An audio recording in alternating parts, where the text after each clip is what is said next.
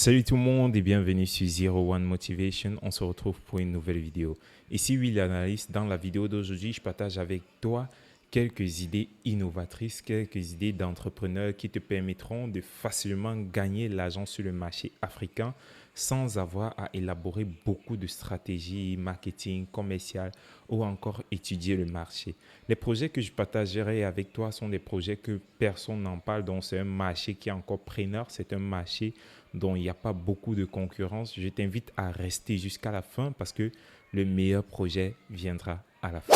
Avant de commencer cette vidéo, je t'invite à t'abonner et surtout à activer la cloche de notification car de temps en temps, je partagerai avec vous des astuces.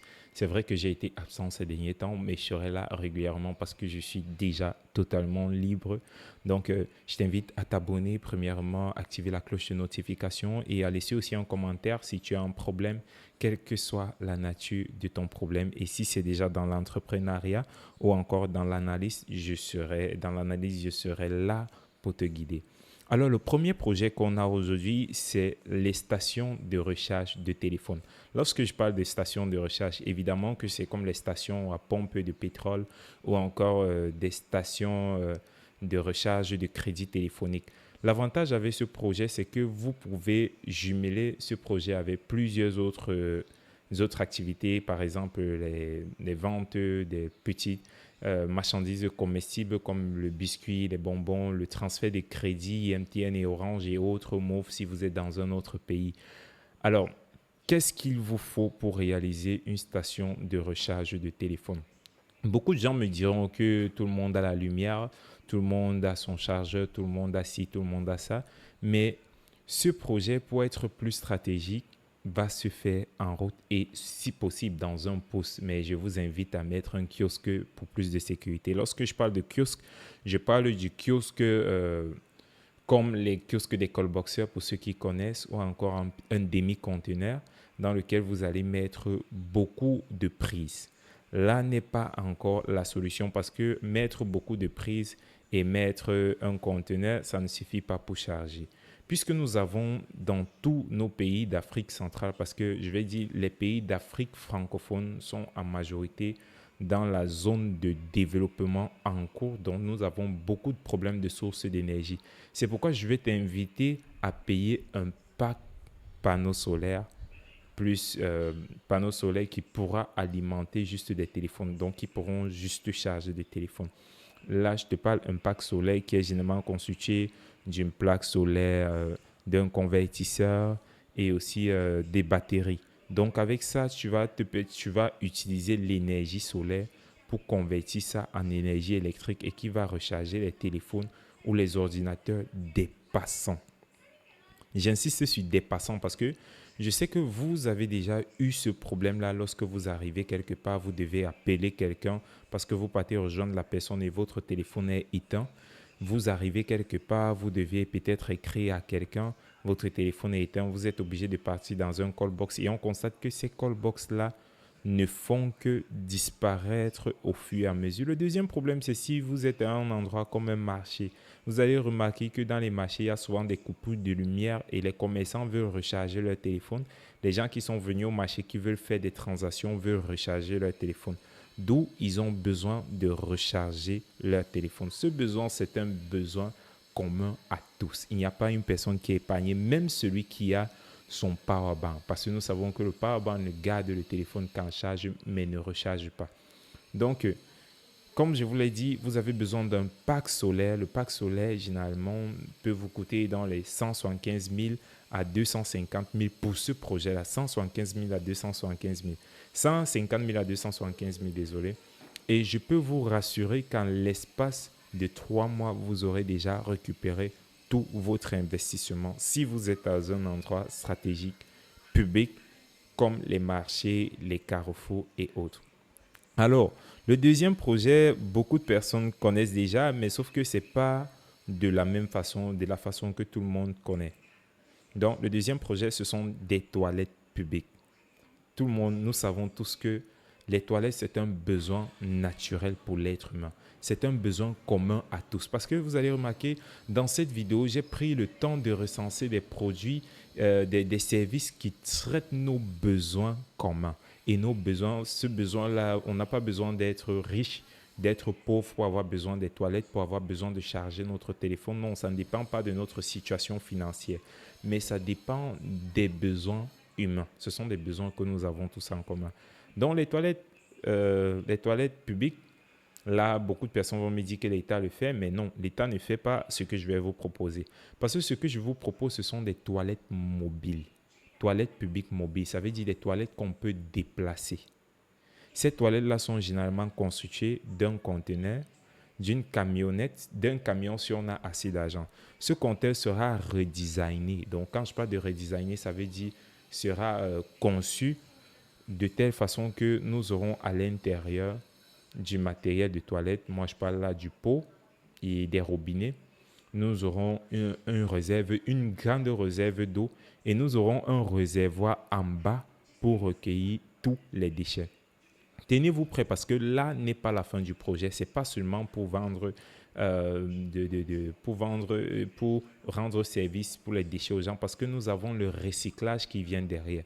Tous ces déchets pourront être utilisés pour fabriquer du gaz ou encore pour fabriquer de l'engrais. C'est là où ça devient plus intéressant. Donc, avec ces déchets, vous pouvez vous faire beaucoup d'argent dans l'engrais ou encore beaucoup d'argent dans le gaz.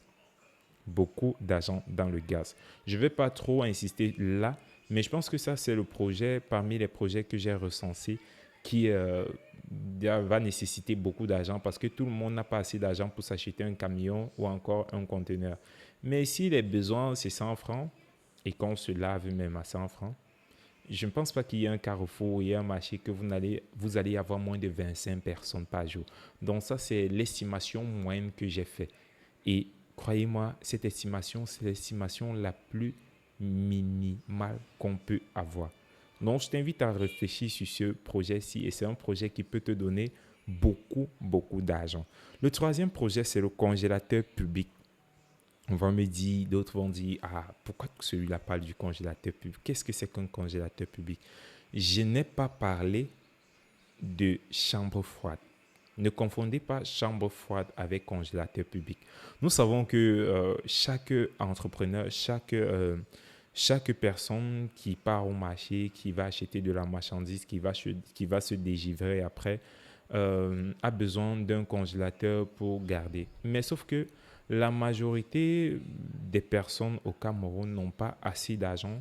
Je ne dis pas au Cameroun, mais en Afrique, parce que la vidéo, je la fais pour les Africains. Désolé si je reviens toujours avec le Cameroun, c'est parce que c'est mon pays natal et là, j'aurais toujours tendance à revenir sur ce nom-là. Donc, beaucoup de personnes n'ont pas la possibilité de s'offrir un congélateur. Pas parce que ça coûte cher, peut-être pas la paresse, peut-être parce que son congélateur est gâté. Si ton congélateur se gâte et qu'il y a beaucoup de trucs dedans, tu vas chercher où garder ta marchandise. Si peut-être tu es allé au marché, après le marché, tu dois partir à la réunion pour revenir au marché et rentrer à la maison, tu auras besoin de garder ta nourriture quelque part. Donc, ça sera comme un magasin. Quand je dis congélateur public, ce n'est pas qu'un congélateur public, mais c'est aussi un magasin. Ça veut dire, quelqu'un vient ici, il doit acheter le macabo, il doit déposer peut-être le macabo ou le manioc pour continuer à aller ailleurs, acheter ceci. Il peut venir déposer sa marchandise, il s'enregistre. Il peut venir déposer quelque chose qu'on garde au congélateur, il s'enregistre. Ici, vous n'avez pas besoin de plusieurs congélateurs. Je vous invite à acheter juste 3 congélateurs de 500 kg. Donc, quand je parle de 500 kg de capacité, donc, qui peut prendre environ 1 tonne 500 kg. Avec 3 congélateurs, vous pouvez alimenter avec le même groupe que je vous parlais lors du projet de recharge, donc qui varie entre 175 000 à 150 000 à 275 000. Je ne parle pas d'un groupe électrogène parce que vous allez encore mettre du carburant ou du pétrole, mais là, je vous parle d'un groupe qui fonctionne avec le soleil, donc d'un pack solaire.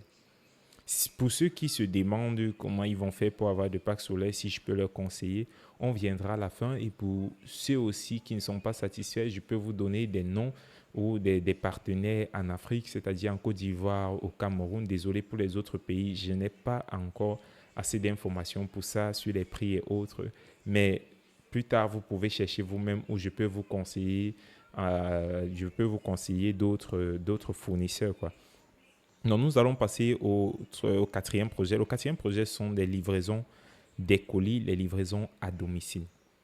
Les livraisons à domicile, beaucoup aussi vont me dire, il y en a déjà plusieurs entreprises qui font dans cela, mais laissez-moi vous dire, c'est un marché que malgré qu'il y ait déjà des gens qui sont installés, il y a toujours des besoins parce que ce n'est pas dans tous les quartiers que ces entreprises-là ont. Si je prends l'exemple de DHL par exemple, qui fait des partenariats avec des, comment on les appelle, qui fait des partenariats avec des agences d'expédition ou encore des agences de transit, vous allez remarquer que ils sont prêts à interagir avec tout le monde parce qu'ils n'entrent pas dans tous les quartiers. Donc, ce sera la bienvenue.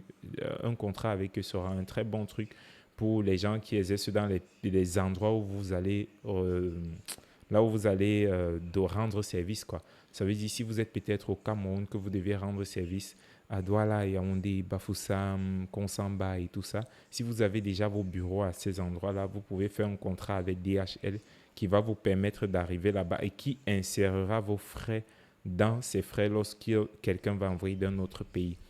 Et on sait qu'il y a rares sont des entreprises qui ont ces contrats-là avec DHL et autres. Et aussi, en plus de ça, vous savez, dans ce service de transport de colis ou d'envoi de colis, il y a un service qui me plaît beaucoup, c'est le service d'achat et vente. Ça veut dire comme Amazon a fui le Cameroun parce qu'il y avait des zones dangereuses, il y avait des zones dangereuses et beaucoup d'autres trucs qu'on ne sait même pas parce qu'on ne veut pas vous dire entre parenthèses ou encore que l'entreprise ne veut pas montrer ses faiblesses entre parenthèses. Donc, si vous êtes un personnel qui décide de livrer des choses chez les gens, je prends l'exemple, vous pouvez vous installer dans un marché. Madame, pour votre sac, je peux vous amener chez vous. Qu'est-ce que vous n'avez qu'à payer tel truc, vous donnez votre adresse et puis votre marchandise va venir vous retrouver chez vous. C'est ce que généralement on faisait avec les pousseurs, les brouettes. Donc, vous pouvez avoir des partenaires tels que les pousseurs, des gens qui font la brouette, des taximans et autres. Et si vous êtes avec eux, vous prenez la marchandise peut-être déjà au marché, vous ouvrez juste un petit bureau et quand quelqu'un vient déposer sa marchandise, vous enregistrez tout, vous envoyez. Ça, c'est un business qui se passe déjà au Nigeria et du côté du Kenya aussi, mais que je ne vois pas en Afrique francophone, donc que je n'ai pas encore entendu parler. Donc, ça sera une bonne opportunité pour vous. D'aucuns vont me dire que Yango fait ça et autres. Yango n'a pas de bureau dans un marché. Je ne suis pas en train de travailler les secrets ou leur donner les idées, mais je suis en train de te donner les secrets ou les idées à toi, le jeune entrepreneur africain qui est en train de regarder ces vidéos. Alors, le dernier projet, comme je l'ai si bien dit, c'est le projet, c'est l'idée la plus idéale pour tout jeune africain actuellement. Pour tout jeune africain actuellement, c'est acheter en Chine. Acheter en Chine, c'est le meilleur projet qu'un jeune Africain peut avoir. Ça veut dire, quelle que soit la somme que vous avez, vous pouvez acheter en Chine. D'aucuns diront qu'il y a des formations à faire et ils ne sont pas prêts à faire cette formation. Ils ont vu des cas d'arnaque sur Alibaba, ils ont vu ceci sur tel. L'arnaque, ça existe. Là, moi, je ne vais pas vous mentir. Et tout ce qu'on fait en ligne n'est jamais prudent. Là aussi, je ne vais pas vous mentir. Mais sauf qu'il existe des gens à qui vous pouvez faire confiance. Comme par exemple, si quelqu'un se présente dans des vidéos chaque jour comme moi, c'est une personnalité publique, s'il se met à partager un contenu sur la vente des produits en Chine et que les prix vous plaisent et que c'est abordable, s'il vous parle chaque jour, il fait des lives, il produit des contenus, il ne peut pas salir sa réputation avec un client tel que vous. C'est pourquoi je vais vous inviter à vous rapprocher de ces personnes-là. Si vous avez trop de problèmes, si vous n'arrivez pas, je peux vous conseiller des partenaires avec qui vous pouvez travailler. Ce n'est pas forcé. Vous n'avez qu'à me demander ça en commentaire et puis je le ferai. C'est facile. Il y en a plusieurs partenaires. Si je vais me prendre seulement sur l'exemple d'une Air Force qui coûte environ 10 à 35 000 au Cameroun, en Côte d'Ivoire ou encore au Sénégal, ce même produit coûte 2000 francs CFA en Chine. Et le transport, ce n'est pas très grande chose parce qu'il y en a tellement de marchandises qui quittent de la Chine pour le Cameroun. Et c'est très rapide parce que les conteneurs se remplissent vite. Le plus difficile, généralement, ce sont les agents transitaires qui sont parfois très malhonnêtes. Mais si vous avez quelqu'un de confiance, rassurez-moi, vous allez gagner votre argent. Vous aurez le temps. Si je prends un autre exemple, les AirPods d'Apple, qu'ils vendent généralement à 30 000, 25 000. Aujourd'hui, ils ont été obligés de diminuer le prix parce que ces mêmes AirPods sont fabriqués en Chine et sont vendus au prix de 2 500, 3 000. Et on vous vend ça au Cameroun à 5 000. Considérons que le transport n'a coûté que 700 francs CFA, ce qui n'est pas le cas parce que ça sera moins et que vous avez acheté 100 pièces. Imaginez combien vous allez vous faire. Ça, c'est sans vous tracasser. Cherchez la clientèle, les stratégies commerciales, c'est ce qui va un peu vous faire fort. C'est vrai, il y a la concurrence, mais croyez-moi, le marché chinois, c'est un marché qui offre tout ce que l'on veut. Donc, tout dépend de là où vous allez choisir, du service que vous allez choisir. Croyez-moi, vous allez vous en sortir. Alors, on arrive au thème de cette vidéo. Si la vidéo vous a plu, je vous invite à la liker, à vous abonner et surtout à activer la cloche de notification. Si vous avez un problème, si vous avez une requête, si vous avez une demande, je vous invite à laisser un commentaire et puis je vous contacterai moi-même ou encore je vous laisserai mon mail où vous pouvez m'écrire ou mon numéro de téléphone en description. Là, vous pouvez venir en cause business. Merci et à la prochaine vidéo.